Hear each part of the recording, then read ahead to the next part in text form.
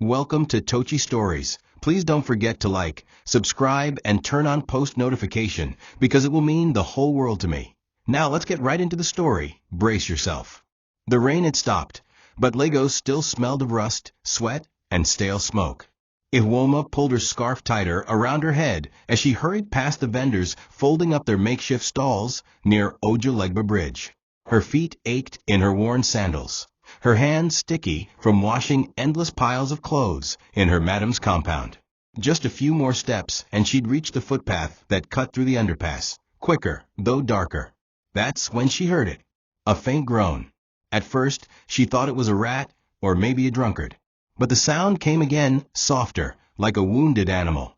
Cautiously, she turned her head toward the pile of rotting cardboard near a cluster of rusted bins. That's when she saw him, a boy maybe 6 or 7, his skin dusty and his lips cracked. He was crumpled beside a broken chair, blood matting his hair, his limbs twitching like his body was begging not to give up. Without thinking, Iwoma dropped her market bag and ran to him. She knelt on the muddy ground, heart racing, trying to shake him awake.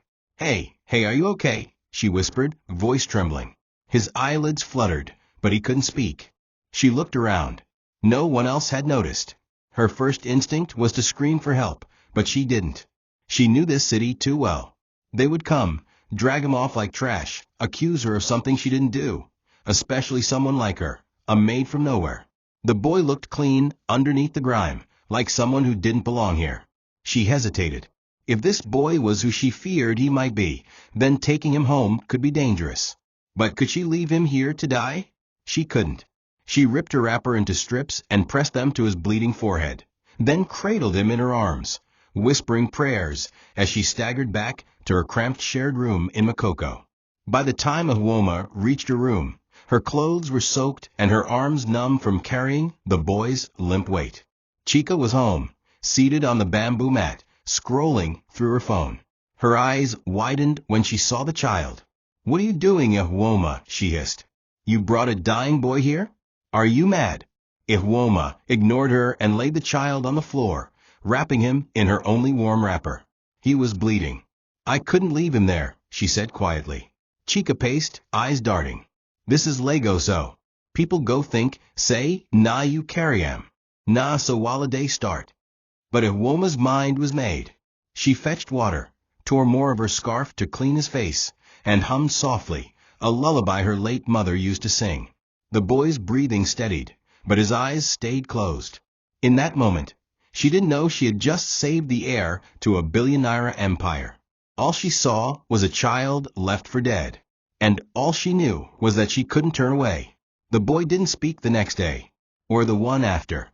Iwoma skipped her job for 3 days, unpaid days that meant no food and a likely scolding from her employer, Madame Ogana. But she didn't care. She spoon-fed the boy watery pap, wiped his small body clean, and whispered to him like he was her own blood. His wounds were healing, though he still flinched at sudden movements. She noticed scars, old ones on his back and arms, and her heart ached. What kind of family could let this happen to a child? Chika watched in silence most of the time, but Iwoma could feel her unease. Her friend asked too many questions. Where she found the boy, why she didn't go to the police, if he had said anything yet. Iwoma dismissed them gently.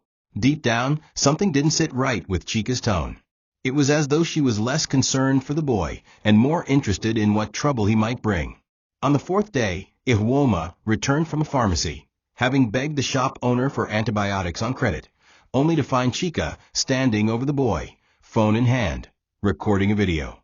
"What are you doing?" Iwoma snapped, dropping the medicine. Chika stammered, I mean in case he dies, so people know we didn't kill him." Iwoma's eyes narrowed, but she said nothing. That night, she barely slept. Something had changed.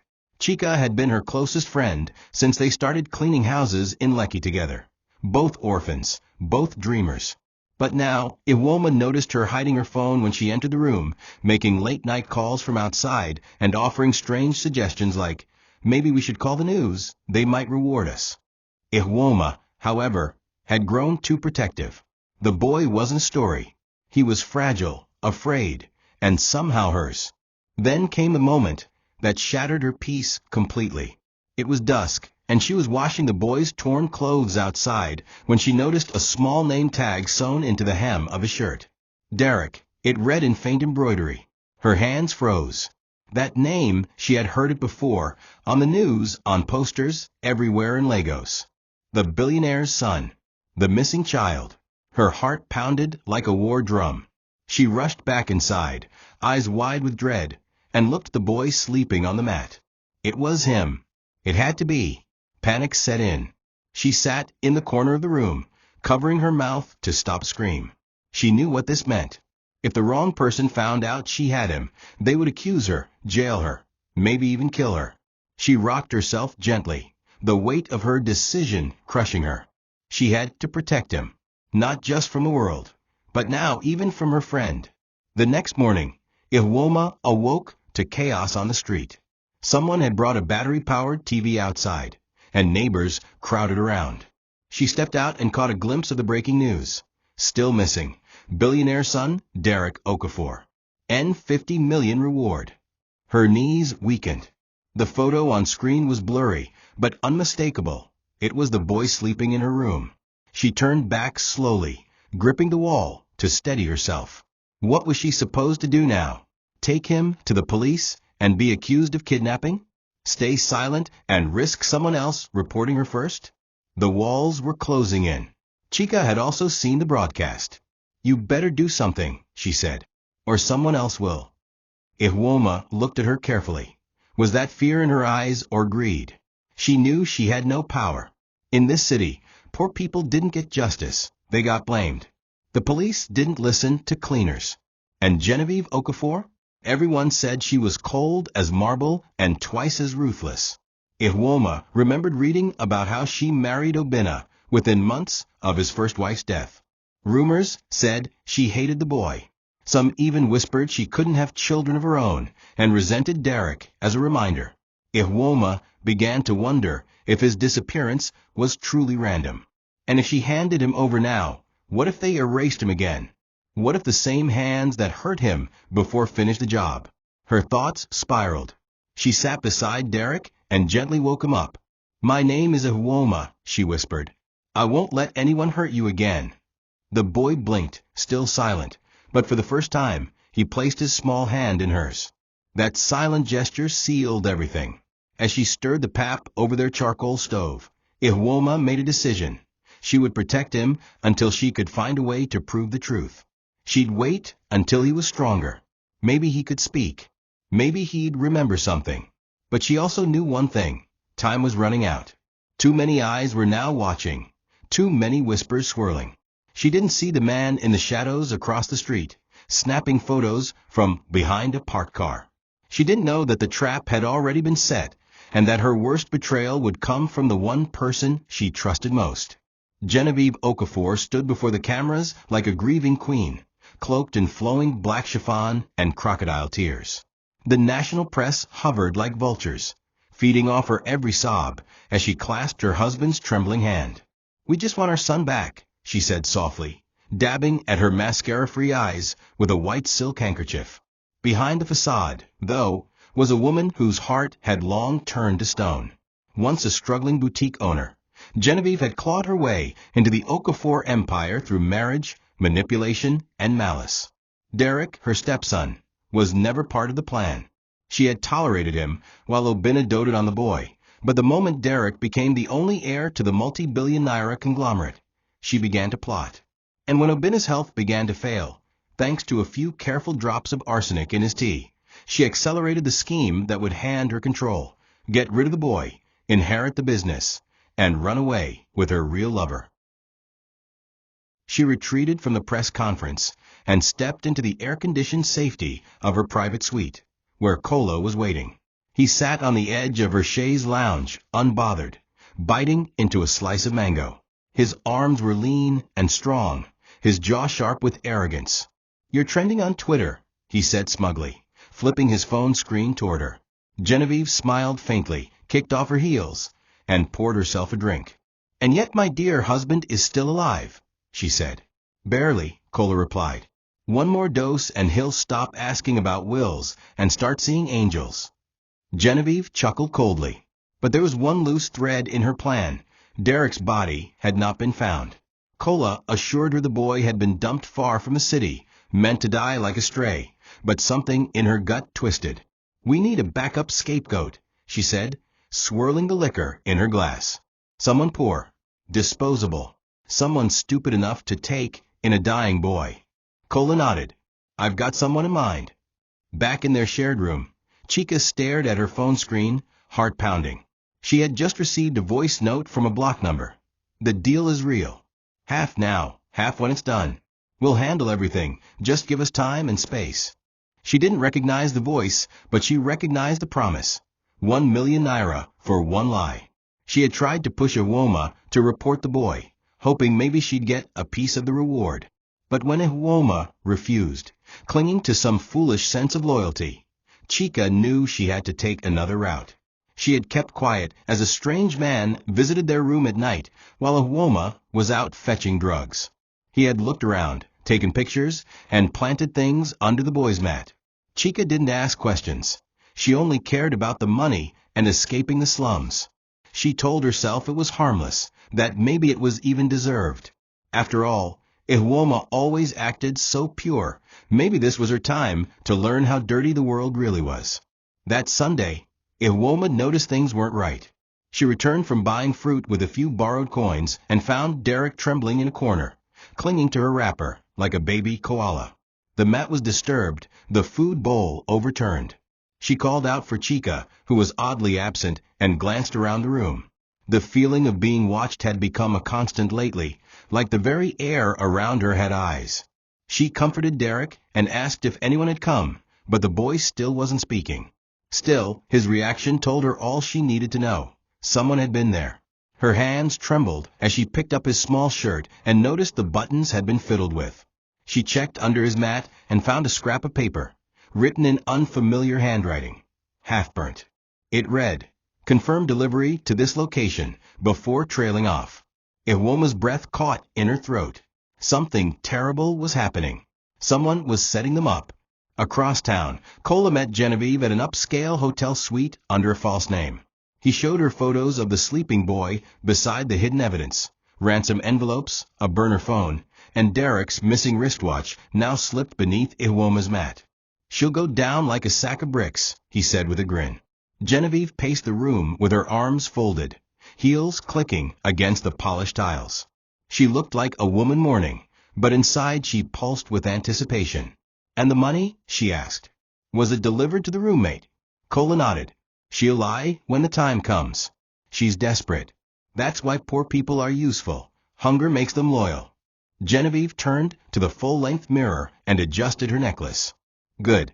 Once the girl is arrested and the media crucifies her, we'll miraculously find Derek's body near her apartment. Then it's done." She sipped her wine, smiling to herself. "And no one will dare suspect the grieving wife." Back in the ghetto room, Iwoma tried to stay calm. She decided she'd leave the city with the boy if things got worse. She didn't know where or how, but her instinct screamed that Lagos was no longer safe. She packed a few clothes, put the boy's name into prayer, and told Chica she might leave soon. Chica's reaction was sharp and panicked. "Are you crazy? You can't just disappear with someone else's child. Do you want to be hunted?" she yelled. Iwoma stepped back, stunned by the aggression. "He needs help," she said. "He's starting to remember things. Maybe he can tell me who hurt him." But Chica's eyes narrowed. "You'll regret this, Iwoma," she muttered.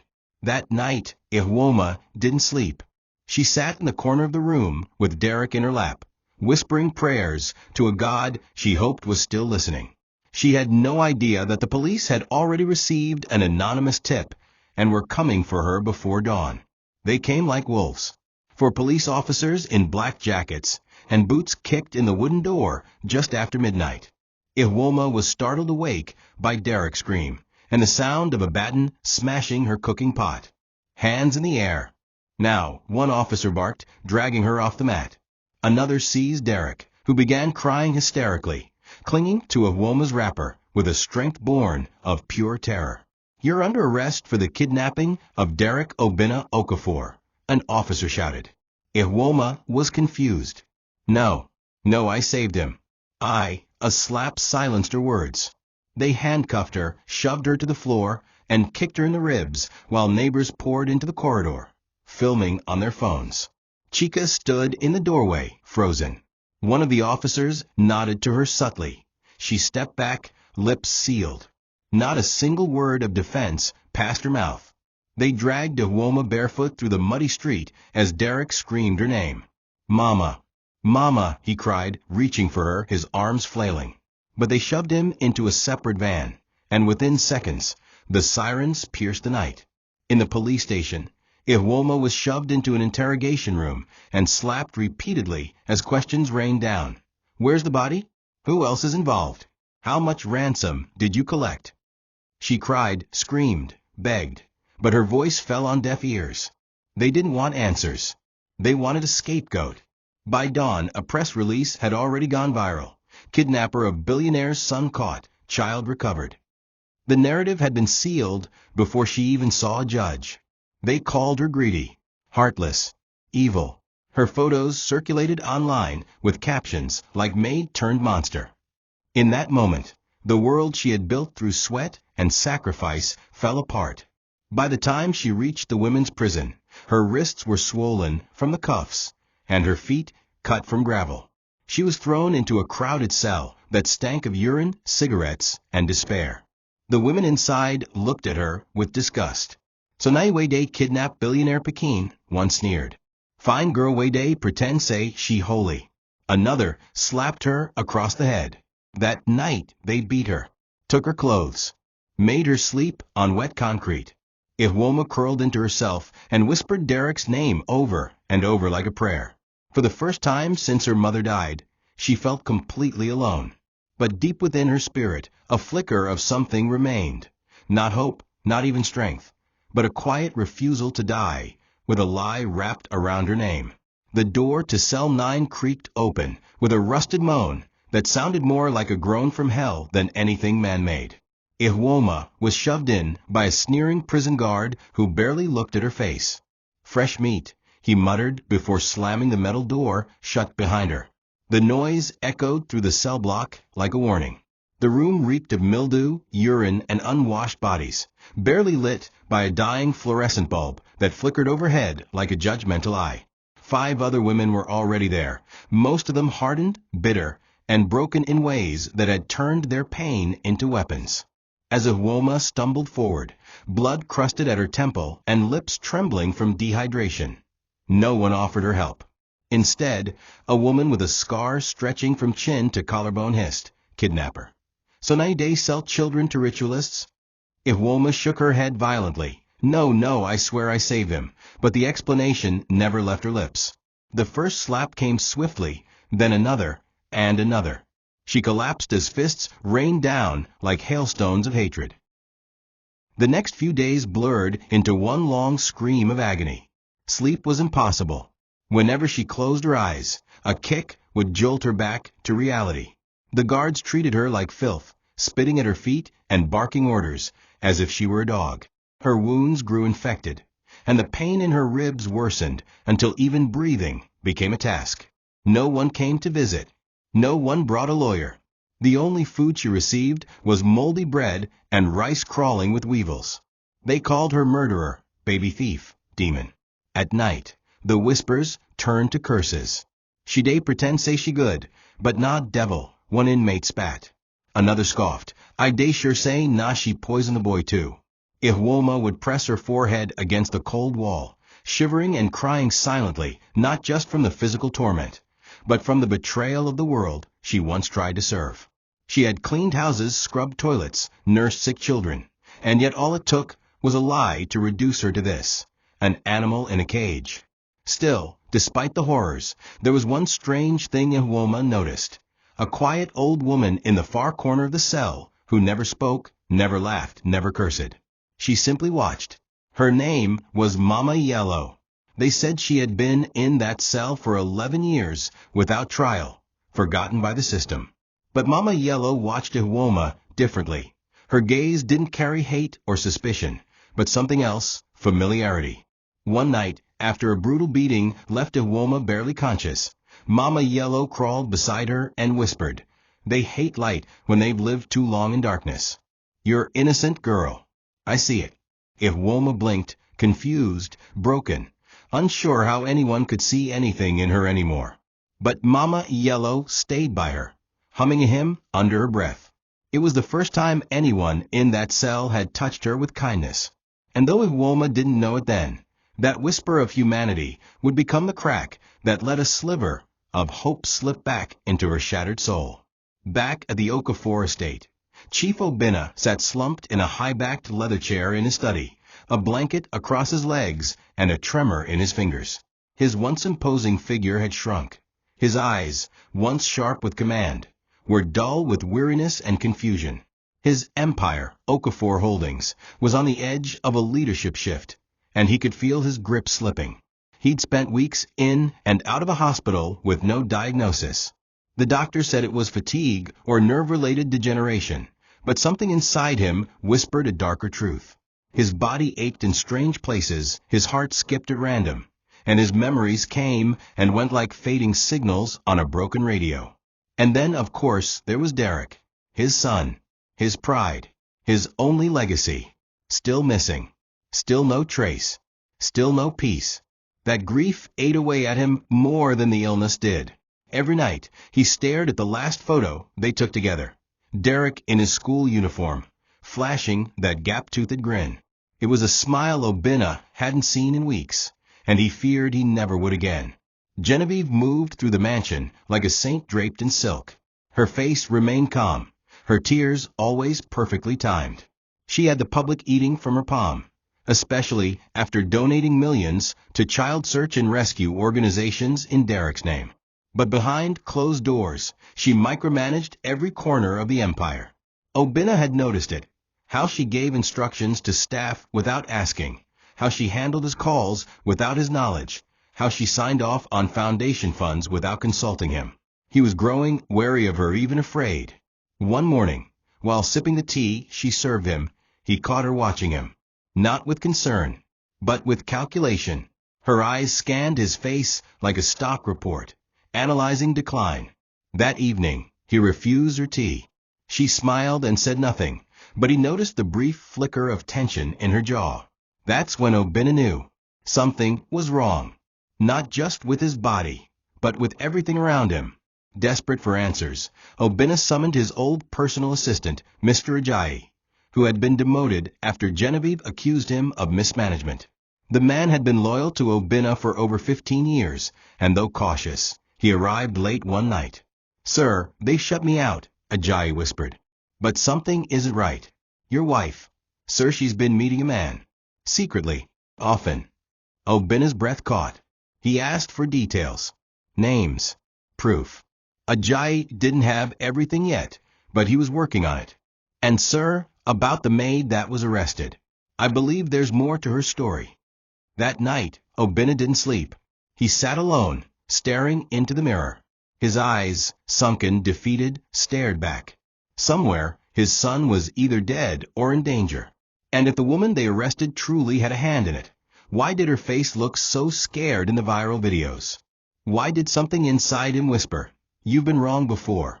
In Cell 9, the beatings became less frequent, not because the hatred faded, but because Iwoma stopped reacting.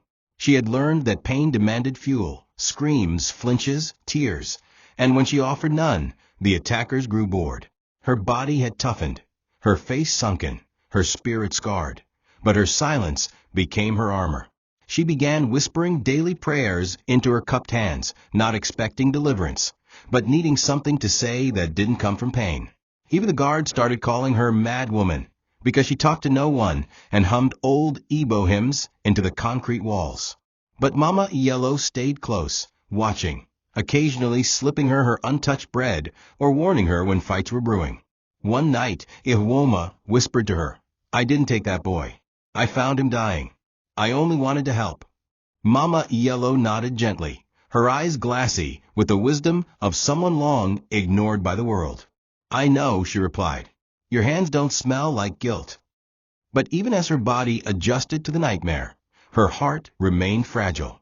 At night, when the others slept or fought among themselves, Iwoma would curl up and remember Derek's tiny hand clutching hers, the way he called her mama that last night. She wondered where he was. Was he hurt again? Was he safe? Or had they done something worse to him to keep their lies hidden? These thoughts haunted her. She dreamed of him calling out to her through flames, begging her not to let go.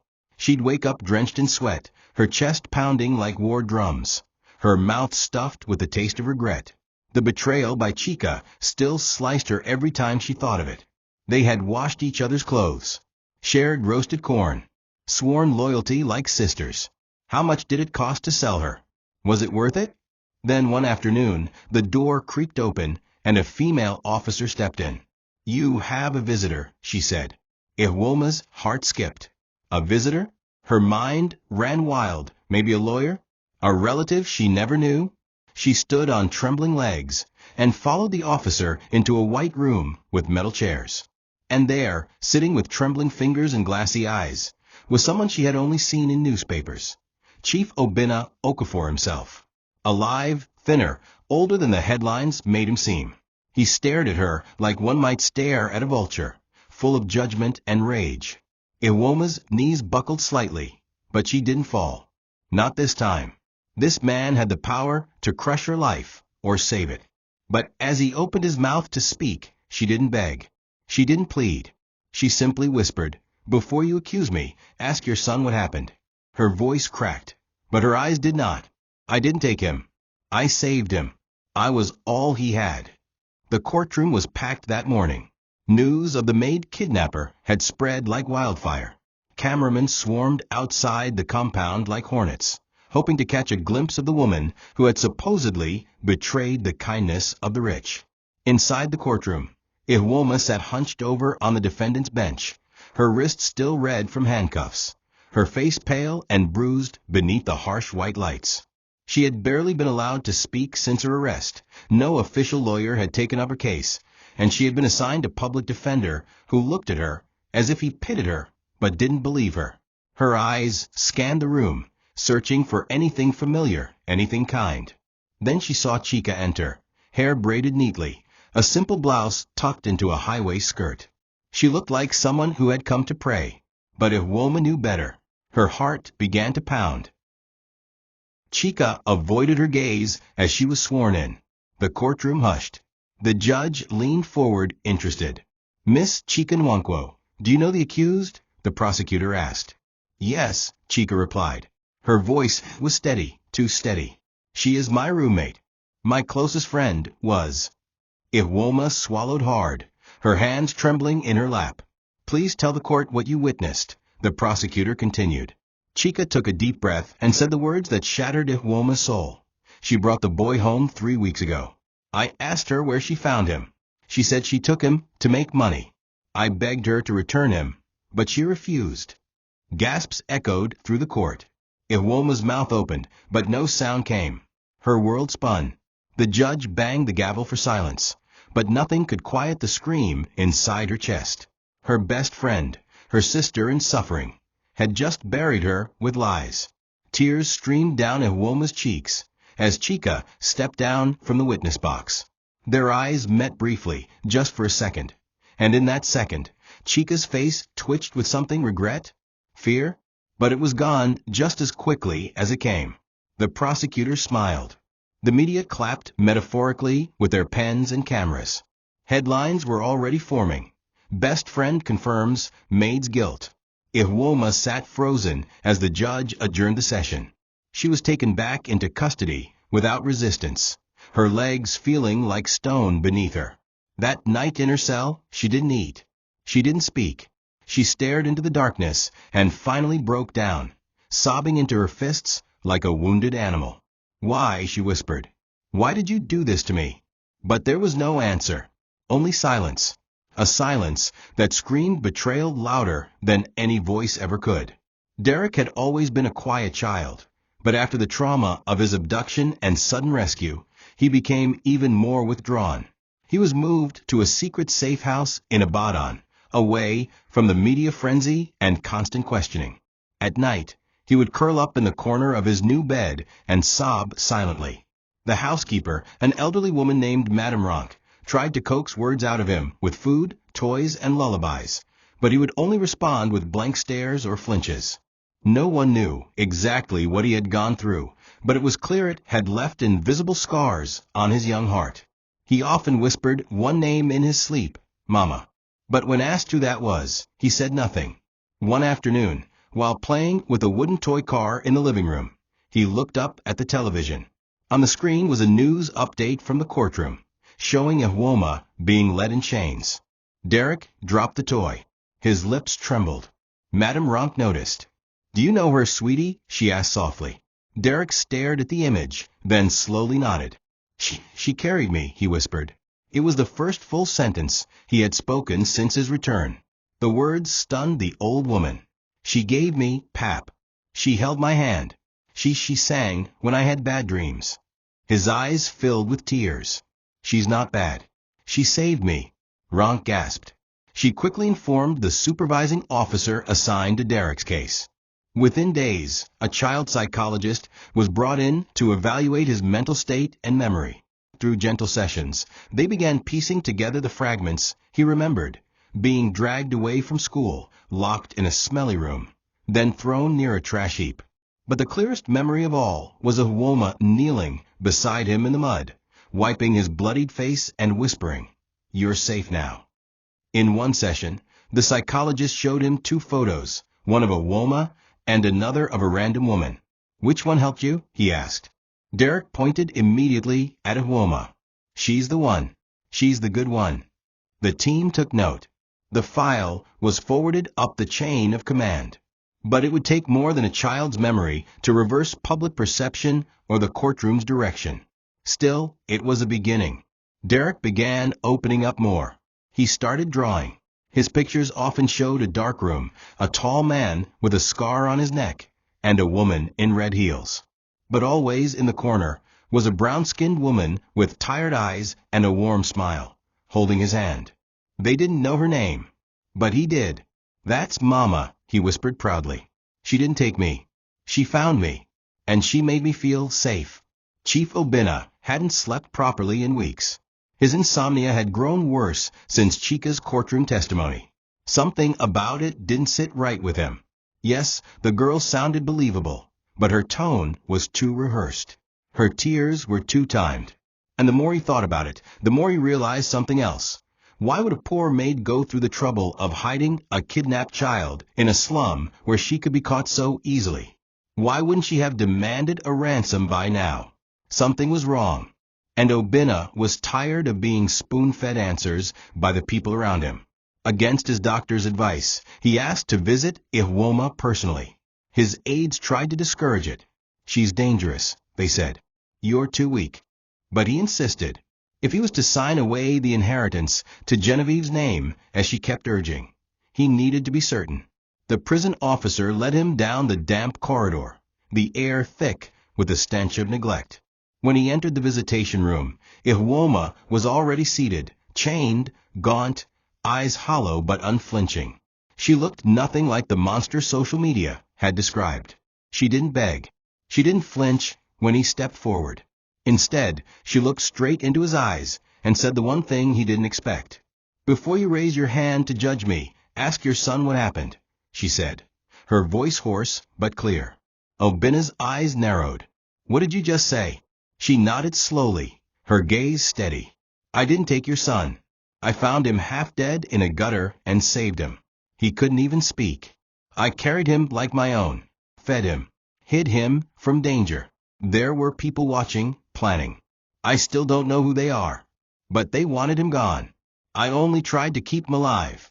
Obinna stared at her for what felt like an eternity. For the first time, he saw something beyond the headlines and the police reports. He saw a woman who had been broken, betrayed, and buried, but not once had she spoken with bitterness. She had no reason to lie. She had nothing left to gain. And when she spoke of his son, her eyes misted with the kind of pain only a mother could hold. He leaned forward slightly and whispered, "Why didn't you report it?" Her lips trembled. "Because, in this country, people like me don't get heard, we get blamed." The weight of her words fell heavy on his chest. For the first time, doubt crept into his mind. Not about her guilt, but about the lies he had been told. And just as he turned to leave, Iwoma added, "Ask your son if I hurt him. Ask him who I was." That final sentence clung to him like a shadow as he stepped out of the prison gates. The first sign that something was wrong came when Chika returned to their small room in the slum, only to find the door ajar and the curtains swaying, as though someone had just exited. Her instincts kicked in, alert and sharp. She froze on the threshold, sensing the air wasn't right. Too still, too quiet. Slowly she stepped in, expecting to see the same sparse furnishings, the mat, the kettle, the cracked mirror, the space where Iwoma once nursed a boy. But something had changed. Her clothes had been tossed, her mattress slashed, and a faint smell of smoke lingered in the air. Her heart skipped. She backed out quietly and pressed her body against the wall outside the room, heart thudding against her ribs. That's when she heard it. Two male voices inside, speaking in hushed, urgent tones. "She no day," one said. "Madam go vexo. She say make we silence am tonight." The second man cursed under his breath and kicked the floor. "We go come back. She no fit hide forever." Chika stood frozen, barely breathing. Her mind spun. Madam go vex? Silence? That was Genevieve. It had to be. They were going to kill her, just like that.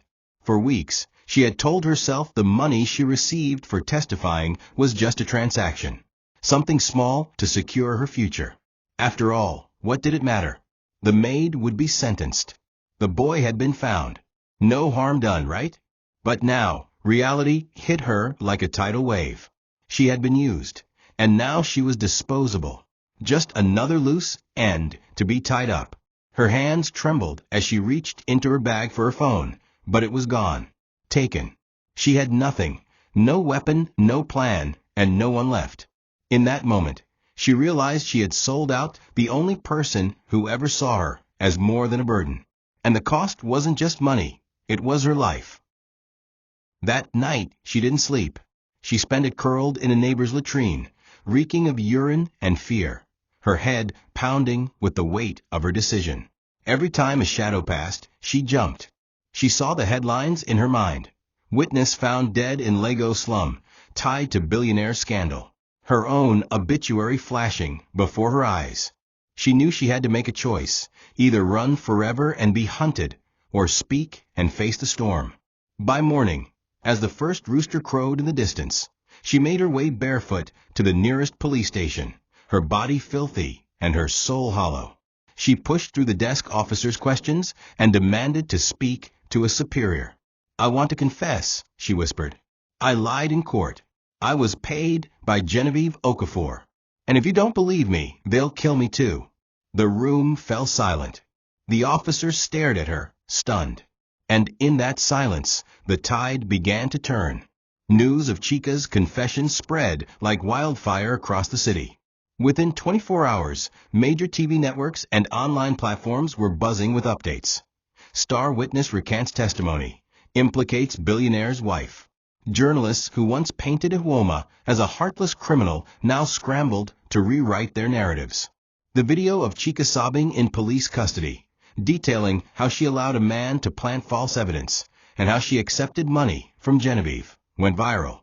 Her statement was raw and unfiltered. "I was scared. I didn't know they'd come for me too. I thought it was just money. But they tried to kill me. I was just a pawn. Please, please forgive me." She wept on national television. Reactions erupted. Human rights groups, legal analysts, and even some celebrities began to question the integrity of Iwoma's case. The public mood shifted from rage to outrage toward Genevieve. Behind the scenes, the police reopened their investigation. Officers raided a private safe house in Ikoyi and found bags of burner phones, photographs, and handwritten notes matching the ransom evidence used against Iwoma. One phone still had Cola's voice on a recording, instructing a contact to bury the Maid story, one way or the other. Genevieve, unaware of the fast unfolding betrayal, was preparing for a press interview when two unmarked black SUVs pulled into her compound. The moment she stepped outside, she was handcuffed before the cameras she once charmed. Genevieve Okafor, You are under arrest for obstruction of justice, conspiracy to commit murder, and attempted homicide." Her face contorted in rage, disbelief washing over her features as reporters screamed her name. "This is madness. Do you know who I am?" she cried. But no one cared anymore. Her designer shoes clicked like thunder as they dragged her away. Meanwhile, in her cell, Iwoma was summoned to the prison warden's office. For a brief moment, she feared another cruel punishment awaited. But the officer who met her was gentler this time. "There's been a development," he said. He handed her a tablet. On the screen was Chika's confession. As Iwoma listened, her knees buckled. She dropped to the floor and wept, not just for the lies, but for the silence she had carried, the hatred she endured, and the justice she thought would never come. "God," she whispered, "you heard me." And for the first time in weeks, she allowed herself to believe that freedom might be possible, that the truth, long buried beneath lies and betrayal, was finally clawing its way into the light. The courtroom was quieter than usual on the day of the emergency hearing. Everyone knew something seismic had shifted. Chika's confession had thrown the trial into chaos. The prosecution was scrambling. The defense finally had hope, and the judge looked 10 years older as he reviewed the new evidence. But no one expected the next surprise. When the bailiff announced a special witness requested by the state, heads turned.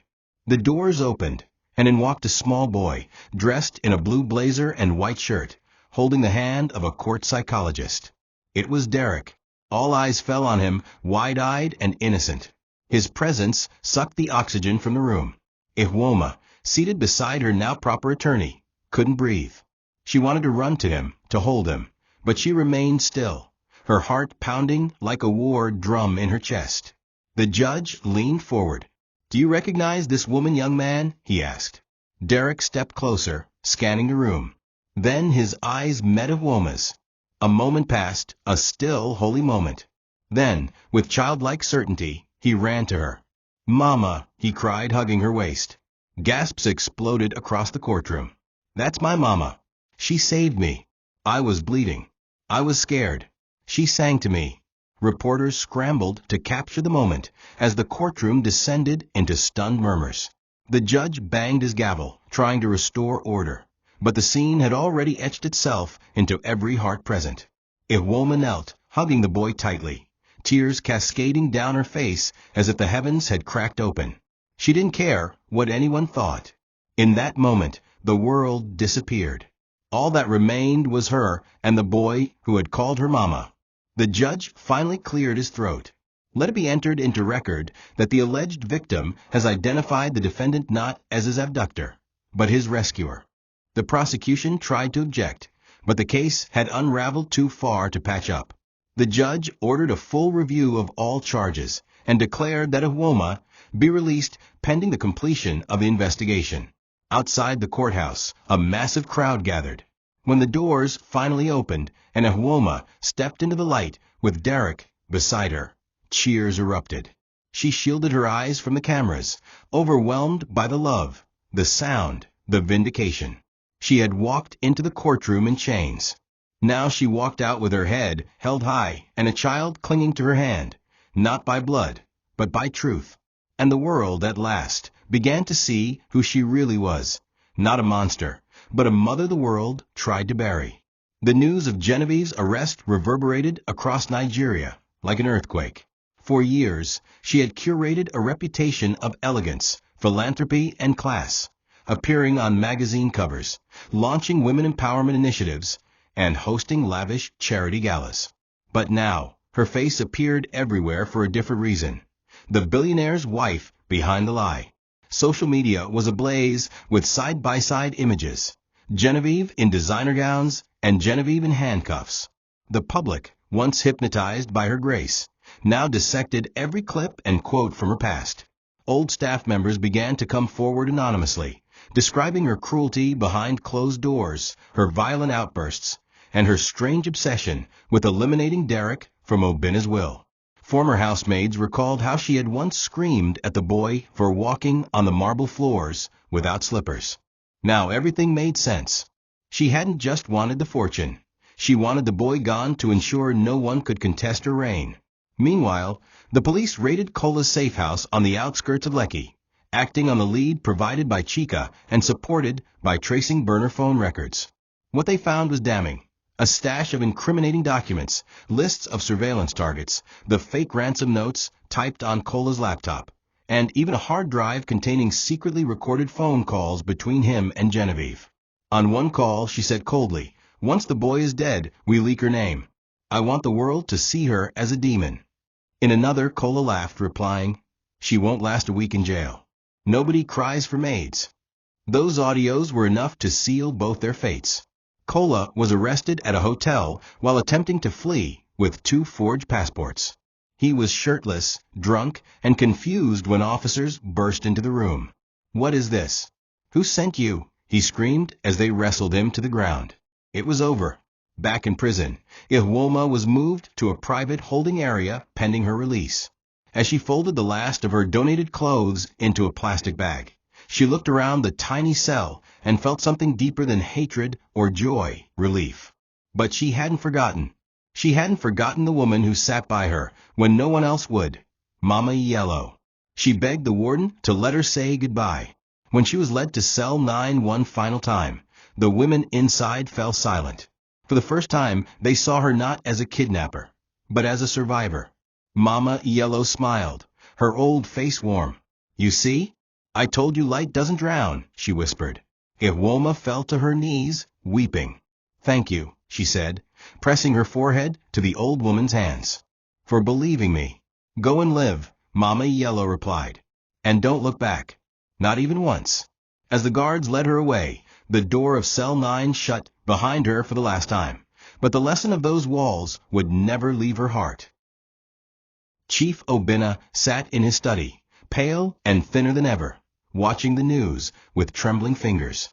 The video playing on repeat was the one of Derek in court, running into Ihwoma's arms and calling her mama. The sound haunted him, not because it was wrong, but because it was right.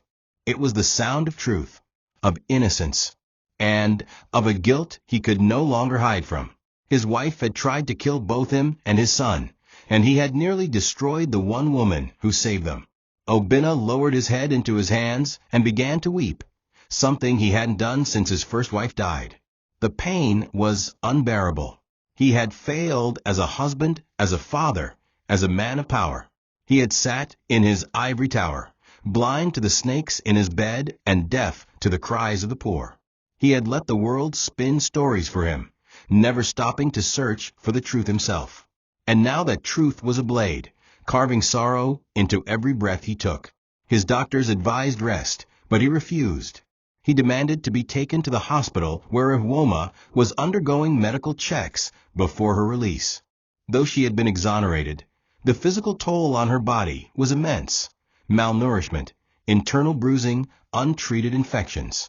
Obinna entered her hospital room quietly. She lay asleep, an 4 in her arm, her face thinner but peaceful. Derek sat at her side, drawing a picture with crayons. He looked up and whispered, "Daddy, that's Mama." Obinna nodded, tears welling in his eyes again. "I know, son," he said. "I know now." He pulled up a chair, unsure what to say. When Ihwoma stirred awake and saw him, she tensed. But Obinna fell to his knees beside her bed and whispered, "Forgive me." The words were heavy, sincere. "I judged you, without knowing your heart. I let the world harm you. I let my own wife frame you. If you never speak to me again, I will understand. But from today you are family." The apology wasn't scripted. It wasn't for the media. It was raw, honest. And Ihwoma, though still guarded, nodded slowly. "I didn't do it for thanks," she whispered. "I did it because he needed help. Because no one else stopped." Obinna looked at Derek, then at her. "Then allow me to stop now," he said. "Let me do what I failed to do before." The next day, he called a press conference, not for damage control, but for accountability. He addressed the nation, admitted he was deceived, that Ihwoma was innocent, and that she had shown more courage than anyone in his family ever had. It was a moment that restored his honor and redirected the legacy of his name. But more than anything, it was a moment that humbled him completely. For a man who had spent his life surrounded by wealth, it took a poor maid's love to finally make him rich where it mattered most, in his heart. The gates of the prison creaked open under the mid-morning sun, and for the first time in nearly 2 months, Iwoma stepped outside not as a suspect, not as a criminal, but as a free woman. The air tasted different, fresh, almost too light for lungs that had only known damp rot and concrete. A small crowd had gathered outside, reporters, human rights activists, and curious onlookers. But she wasn't focused on them. Her eyes scanned the horizon until they landed on him. Derek. He was holding a bouquet of wildflowers, the colors clashing like a painting without rules. The moment he saw her, he ran, arms outstretched, voice breaking with joy. "Mama," he cried. Iwoma dropped her bag and knelt just in time to catch him in her arms. She held him tightly, their bodies pressed together like puzzle pieces long lost and finally found. The cheers faded into the background. In that moment, nothing else mattered. Tears streamed down Iwoma's face, not from sorrow this time, but from the overwhelming weight of being seen, finally, fully and truthfully. Her story had been told by strangers, rewritten in newspapers, twisted in courts, and whispered through bars. But here, in this child's arms, she reclaimed it. She looked up and saw Obinna standing a few feet away, watching with misted eyes. He held out a hand, not in pity, but in honor. "Come home with us," he said gently. Not as a maid, not as a helper, but as Derek's guardian, as his second chance, and maybe as mine. Iwoma looked at Derek, who smiled and nodded vigorously, clutching her hand tighter. She didn't answer immediately. She looked at the sky, then at the soil beneath her feet, remembering every bruise, every cell, every tear. And then she nodded, not because of wealth, but because she had already made her choice the night she carried that broken boy into her room. As they walked toward the waiting car arm in arm, the cameras flashed and questions flew, but Iwoma ignored them. Her story wasn't for headlines anymore. It was for the quiet moments she would spend helping Derek with homework, or watching him fall asleep without fear, or teaching him to laugh again. She had been cast as a villain, buried as a scapegoat, forgotten as a maid. But she rose as something more powerful, proof that truth doesn't always scream. Sometimes it whispers through the cracks and still prevails. And in Derek's laughter, in Obinna's humility, in her own breath, there lived a quiet anthem. I survived. I was right. I am enough. The Okafor mansion was nothing like the world Iwoma had come from. It wasn't just the marble floors, the glittering chandeliers, or the sheer size of the estate. It was the silence, the calm, the absence of struggle in every corner. Yet despite its opulence, Iwoma felt a strange weight in her chest as she stepped inside, holding Derek's hand. This place once represented the seat of her suffering. It was where decisions had been made to destroy her life. Now it would be the site of her redemption. The staff, once loyal only to Genevieve, lined the hallway with bowed heads and apologies. Obinna walked beside her, not as a master or benefactor, but as a man who had been broken by the truth and was learning to walk again. "This is your home now," he said, opening the door to a beautifully furnished room. Sunlight pouring through wide windows, soft lavender sheets on the bed, books lining a mahogany shelf. "You deserve this and more." But Iwoma didn't move to unpack or claim the space. She sat at the edge of the bed and looked around quietly. Home, she whispered to herself. What did that word mean now? A home was not bricks and chandeliers. A home was where her mother once held her close. A home was her narrow room with Chica, before betrayal poisoned it. A home was Derek's tiny arms around her neck in the prison courtyard. She closed her eyes, and the ghosts of all the places she had known rose like perfume from the past. Then a knock came. It was Derek holding a crayon drawing, her holding his hand, both of them smiling in stick-figure joy. "Can I sleep here tonight?" he asked. Iwoma reached for him without hesitation. In that embrace, she realized that this child, this boy she had nearly died for, was the only home she had ever needed. Everything else was just architecture. Over the next few days, the mansion transformed into something warmer. Derek laughed again. He painted again. He ate with joy. And every time he stumbled or called out in fear, it was Iwoma, not a nanny, not a butler, who calmed him. Obinna watched it all unfold from the sidelines, silently awed by the grace she brought to their shattered world. During a quiet dinner, he slid an envelope toward her, a deed. Her name on a 2-bedroom apartment in Lekki. "I wanted you to know," he said softly, "that even if you decide to leave, you'll never be without a roof again." But Iwoma pushed the paper back gently. "I won't take it, not because I'm ungrateful, but because I want to earn it my own way. Let me help raise him. Let me serve this house, not as a maid, but as a mother." And in that moment, the most powerful man in the room was not Obinna. It was the woman who had lost everything and still chose love. 6 months later, the Okafor Foundation hosted its annual gala. But this year, something was different. Instead of arriving with a socialite wife draped in diamonds, Obinna entered with Derek on one side and Iwoma on the other, both dressed in elegant traditional attire. The room went silent. This was the woman once labeled a kidnapper. Now she walked under the full weight of grace and vindication. Obinna made no speeches. He didn't need to. The sight alone said it all, that titles meant nothing, that bloodlines could not compete with loyalty, and that sometimes family was not inherited, it was chosen.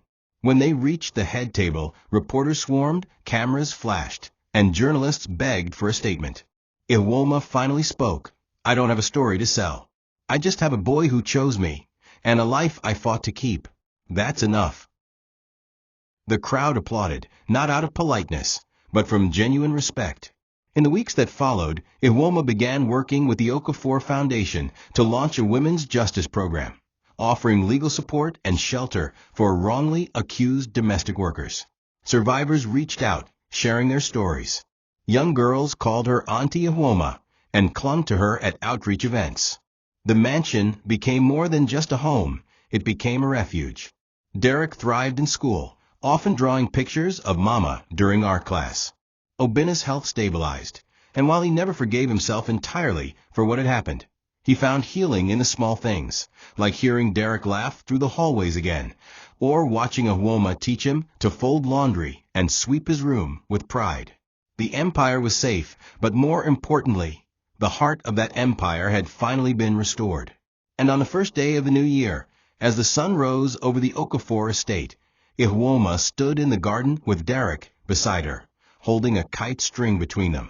They watched it soar together, higher than the trees, higher than fear. She smiled at him. "Ready to let go?" she asked. He nodded and released the string. The kite soared. The wind caught it, and for a long, silent moment, both of them just watched it dance. "Thank you for finding me," he whispered. She turned, knelt before him, and kissed his forehead. "No," she said, "thank you for choosing me." They didn't need applause. They didn't need validation. All they needed was this: 2 survivors, standing hand in hand in a world that tried to erase them, now rewriting their own story. Together. Thank you for watching this video. What did you learn from this story?